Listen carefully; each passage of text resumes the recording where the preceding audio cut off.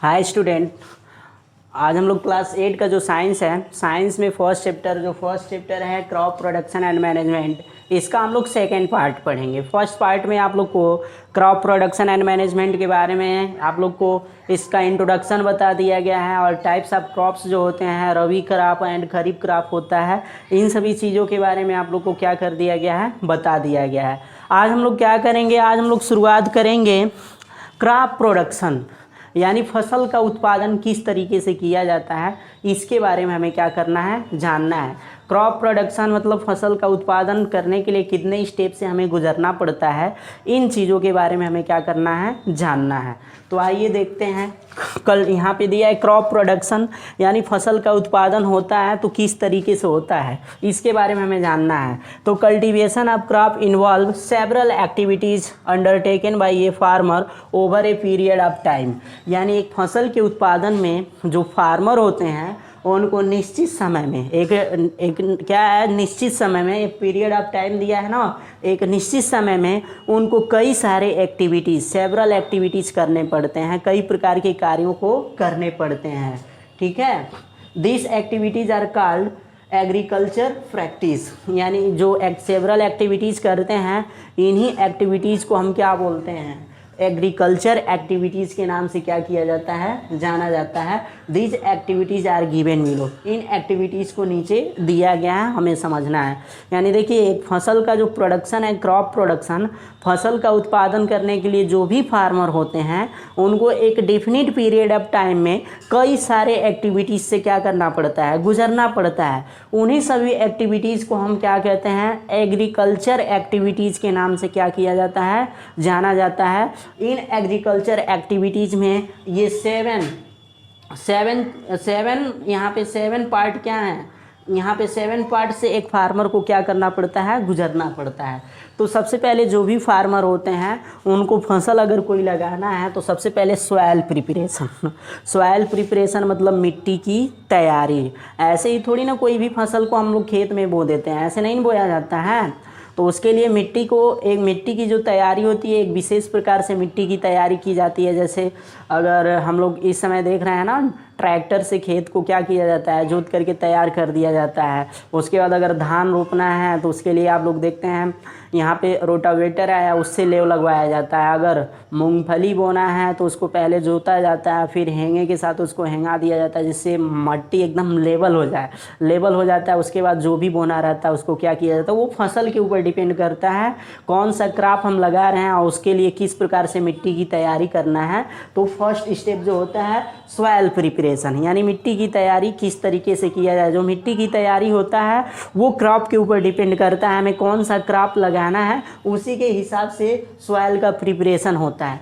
उसके बाद second number पे आता है सोइंग ऑफ सीड मतलब जो भी बीज होते हैं उनको बोया जाता है, मिट्टी में क्या किया जाता है, लगाया जाता है। उसके बाद थर्ड नंबर पे आप लोग का आता है एडिंग मैन्योर एंड फर्टिलाइजर्स। इसमें क्या किया जाता है, कुछ देसी खाद होते हैं और कुछ उर्वरक होते हैं, दोनों को क्या किया जाता है, मिलाया जाता है।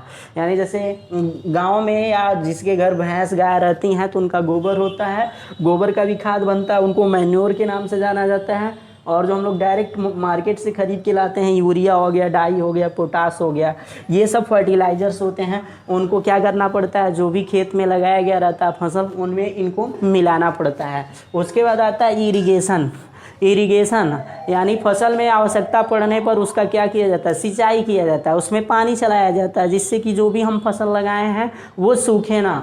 ठीक है, उसके बाद इरिगेशन किया जाता है। उसके बाद प्रोटेक्टिंग फ्रॉम वीड्स, यानी जब हम फसल लगाते हैं तो उसके साथ क्या होते हैं, बहुत प्रकार के घास उगाते हैं जो क्या करते हैं, जो भी फसल लगा रहता है उसको नुकसान पहुंचाते हैं।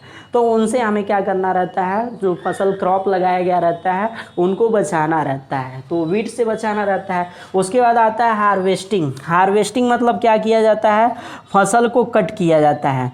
कट करने का मतलब काट करके जो फसल अब एकदम तैयार हो गया है, काटने लायक हो गया है, तो उसको काट करके एक जगह क्या किया जाता है, इकट्ठा किया जाता है। इसको हम क्या बोलते हैं, हार्वेस्टिंग के नाम से जाना जाता है। और 7 सबसे लास्ट आता है स्टोरेज, मतलब जो भी हमें ग्रेन्स लास्ट में प्राप्त होंगे, जो अनाज हमें प्राप्त होंगे उनको अच्छी तरीके से क्या किया जाए, स्टोर किया जाए, स्टोरेज किया जाए। तो इन सभी 7 एक्टिविटीज़ से एक फार्मर को क्या करना पड़ता है, गुजरना पड़ता है, जिसके द्वारा वो क्या करता है, एक क्रॉप प्रोडक्शन मतलब फसल का उत्पादन करता है।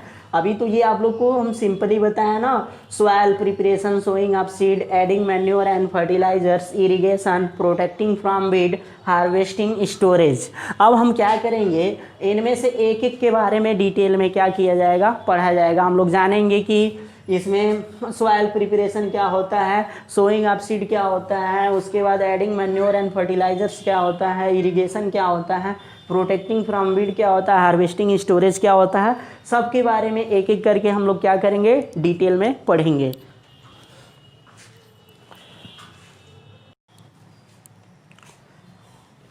हम लोग first part preparation of soil, यानी आप लोग को अभी बताया गया था कि जो ये क्रॉप प्रोडक्शन है इसको 7 स्टेप से क्या करना पड़ता है, गुजरना पड़ता है।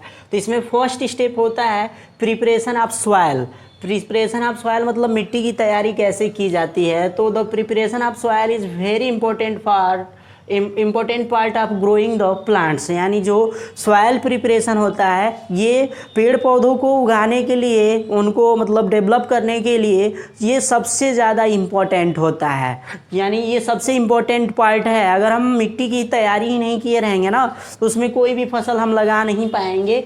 उसके बाद क्या किया जाता है, plant absorb water, nutrients and minerals from the soil. हम जानते हैं कि जितने भी पेड़ पौधे हम लोग अगर खेतों में लगा रहे हैं, फील्ड में लगा रहे हैं, तो वो क्या करेंगे, उनको वाटर है, न्यूट्रिएंट्स हो गया, मिनरल्स हो गया, सब कहाँ से मिलता है, सब मिट्टी से ही उनको क्या होता है, मिलता है। तो the first step in the preparation of soil involve loosening and turning it by the process of ploughing. तो मिट्टी की तैयारी करने के लिए सबसे पहले क्या किया जाता है, इसको प्लोफिंग मतलब इसको जोता जाता है। खेत को जोतने के लिए कई सारे मेथड हैं, आप लोग जान ही रहे हैं।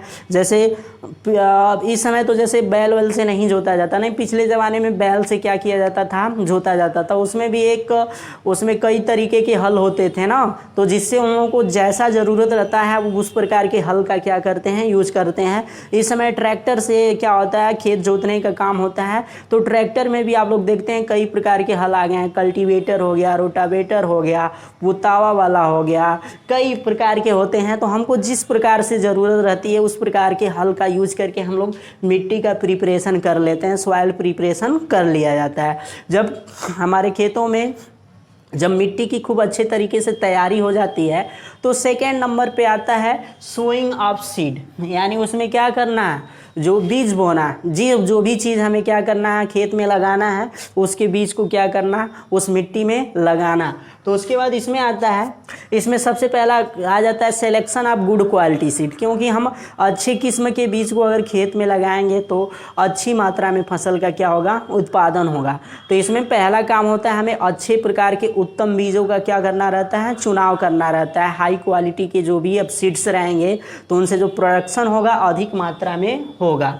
तो selection of good quality seed is a important task in the cultivation, यानी फसल के उत्पादन में जो गुड क्वालिटी के सीड होते हैं उनका सिलेक्शन बहुत ज़्यादा इम्पोर्टेंट होता है। पूरा भर्ती आदमी लगा देगा और ख़राब प्रकार के सीड मिल जाएंगे तो कुछ फसल होगा नहीं, पूरी पूंजी क्या हो जाएगी, ख़राब हो जाएगी। इसलिए क्या किया जाता है, अच्छे प्रकार के जो सीड्स होते हैं उनको क्या किया जाता है, बोया जाता है।